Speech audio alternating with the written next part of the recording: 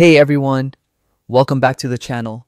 Today, I'm going to show you how to add, edit, and delete categories in WordPress, the ultimate 2025 guide.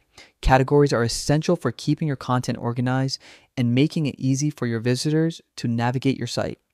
By the end of this video, you'll be a pro at managing categories like a WordPress expert. Accessing the category management area first, log into your WordPress dashboard. For a faster login, you can use the Continue with Google option. Once you're in, look at the menu on the left-hand side and click on Posts. Then select Categories.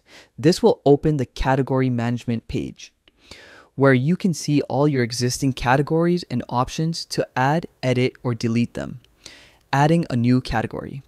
To add a new category, locate the Create a New Category section on the page. Here, you'll need to enter two main details.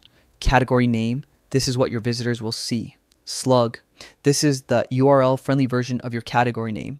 Once you've filled in these fields, click. Add new category. Congratulations, your new category is now live and ready to organize your posts. Editing an existing category. Editing a category is just as simple. In the table of existing categories, find the category you want to update and click Edit next to it. You can now make changes like renaming the category or updating the slug. When you're done, click Update to save your changes. It's quick, easy, and keeps your site tidy.